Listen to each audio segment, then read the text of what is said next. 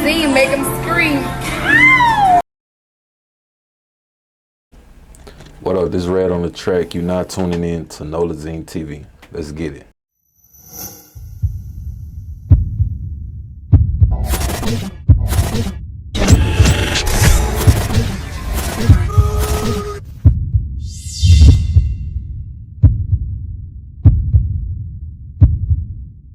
Okay, so I'm like, tell everybody where you from.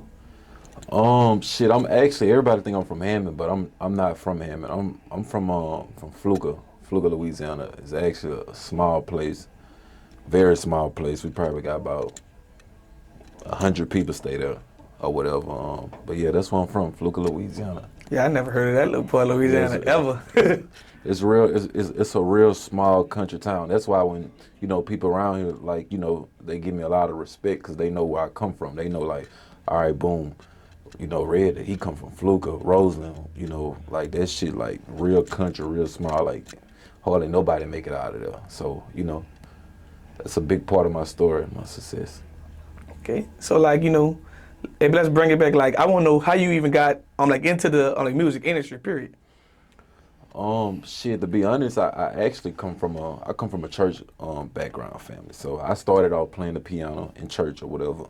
And to be honest, man, shit, I just started messing around with beats or whatever. Then I started doing this shit, and to be honest, who really opened the door and gave me an opportunity was Kevin Gates.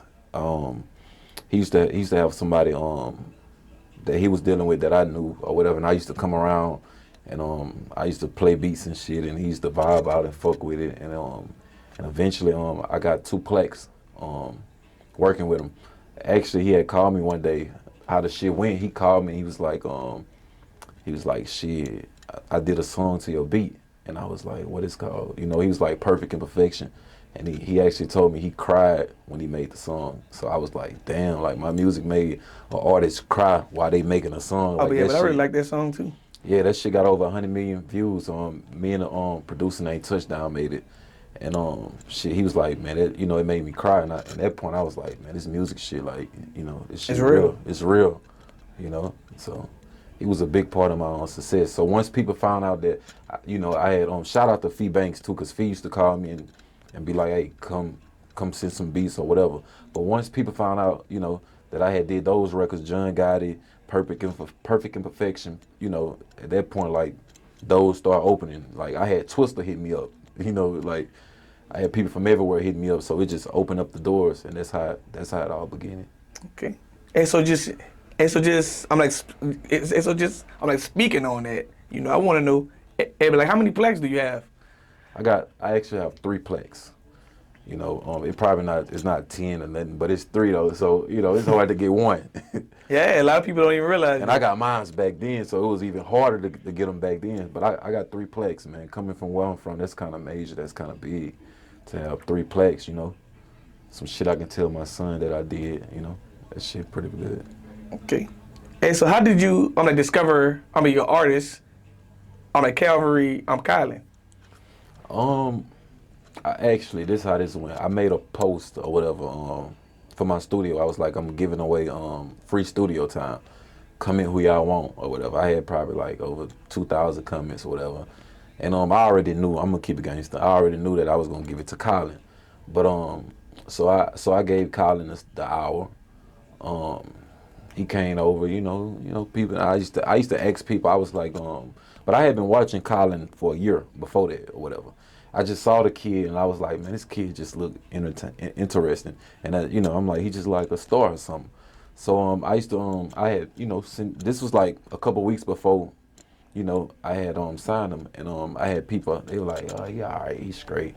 He rap off beat. I don't know, bro. Like I didn't have nobody that was like, hey, Kylan, hey, bro, hey, he gonna do it. Everybody was like, I don't know, it's all right, So yeah, so I had I gave him the free studio time, and I don't know, I just heard the potential, and what people don't understand when you looking for artists is, it's not all about the music. The music plays a big part, but it's not all about the music. It's also sometimes the image is more important than music.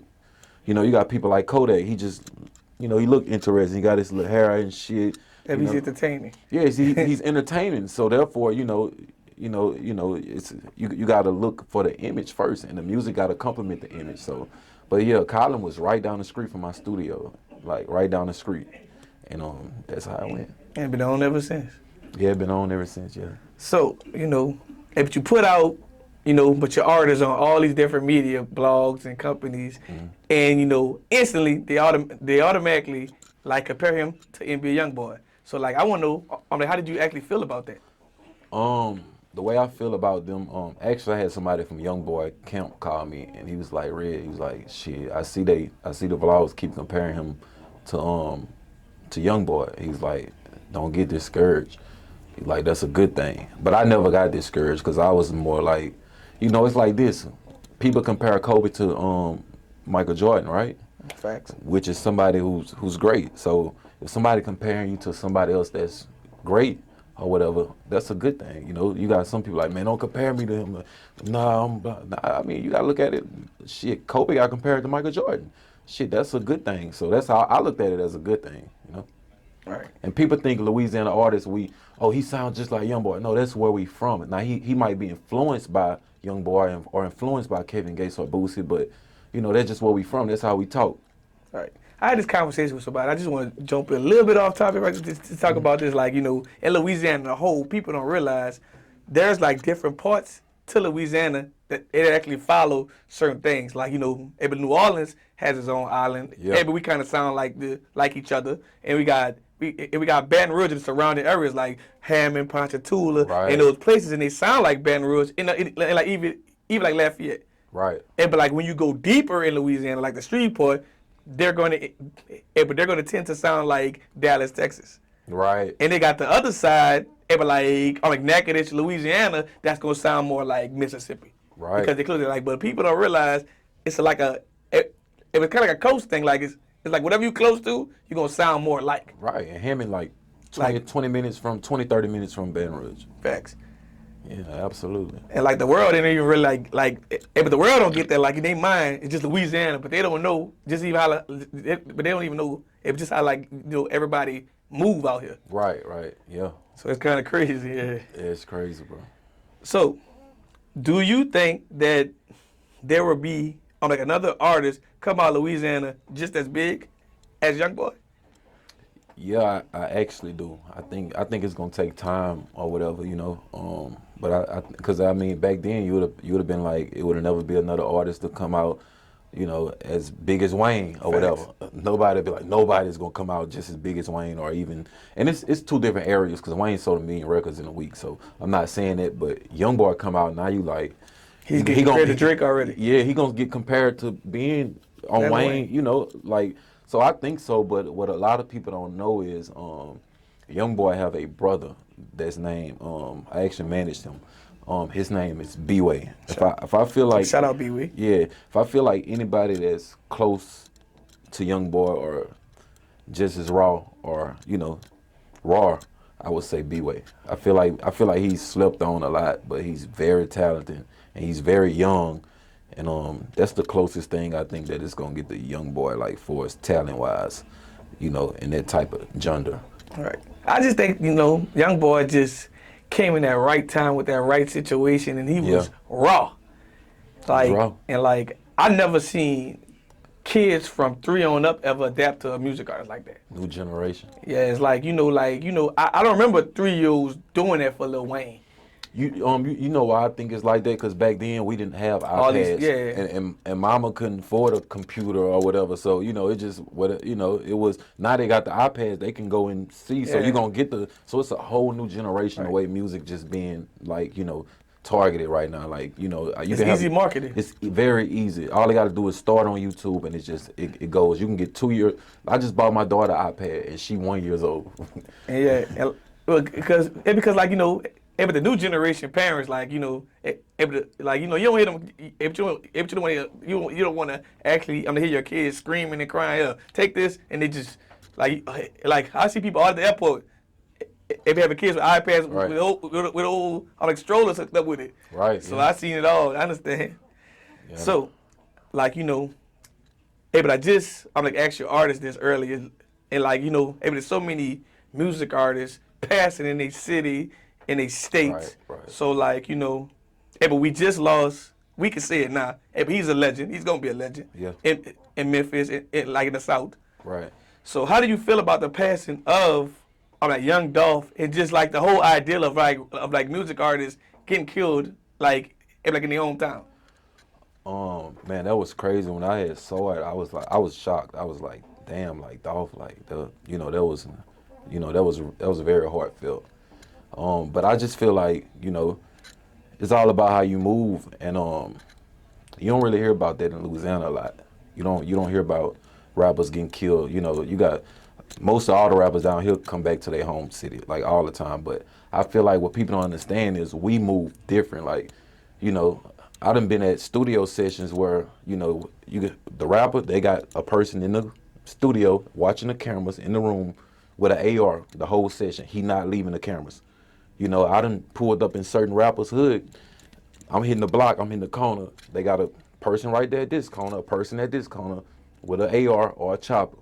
I done been with rappers that a car in the front trailing them, a car in the back trailing them. Like Louisiana different. I just feel like we smarter. We smarter than, when it comes to street shit, I just feel like we live our rap, so we more smarter when it comes to street shit like that. Like we move a different way. Like that's why you don't hear about certain rappers coming down here. Oh, he got killed. Nah, we know how to move. It's all about how you move.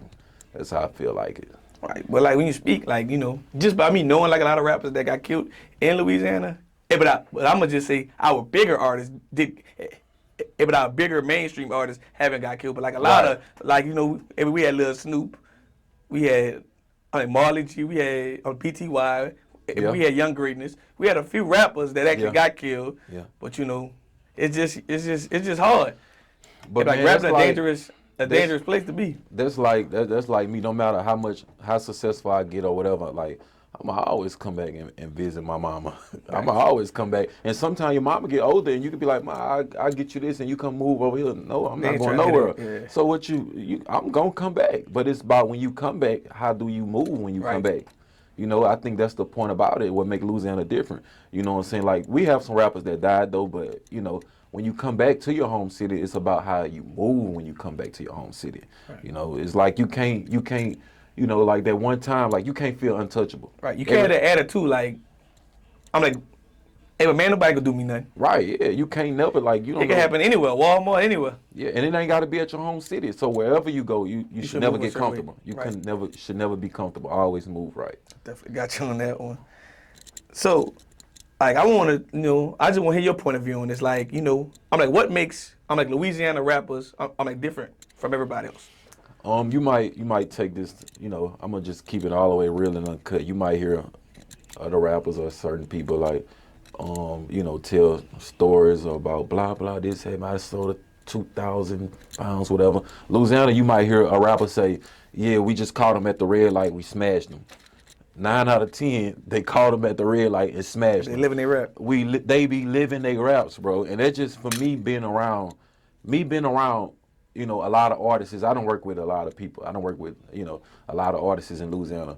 Our rap is real. Like, our rap is not fairy tales. So if they be like, I caught him at the red light, smashed him, 9 out of 10, they caught him at the red light and smashed him. So I feel like, our rap, like, Boosie made gangster rap believable, to be honest. Like, and not just even, it's just like our rap it's realistic. It's all facts. Thanks. So, hey, but I don't know if everybody know, but I'm gonna just say it, like, yeah, but you have a few artists that's making like a lot of buzz. Like, you got Tootie Raw, you got Calvary Kylan, yeah. you got a lot of rappers, like all of them like under 18 right. Damn near. So I want to know, like, do you plan on actually signing any more artists from Louisiana? And if so, before you answer, what are you looking for?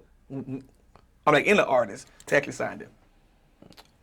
All right, so I made a post about who should I sign, and I got almost 10,000 comments or whatever. I like to see. You got a lot of people. They go signing 5, 6, 7 people. You know, it's hard to focus. It's like having 7 women. You can't focus on 7 women. So I like taking things one step at a time. So, you know, what I look for in an artist is, first of all, you got to have work ethic. If you don't have work ethic, we can't get no work done. You know what I'm saying? Second of all, you got to be understandable and have minds, have a mind, have a brain. You know, you got to be able to listen. You know, we got to listen to each other. We got to have a relationship. Third of all, I look for in an artist is their image. Image is very important. Image. And fourth of all, I just feel like you just gotta, like, some people can come in the room, like, you just know that's a star. You gotta look like a star. You gotta carry yourself like a star if you want to be a star.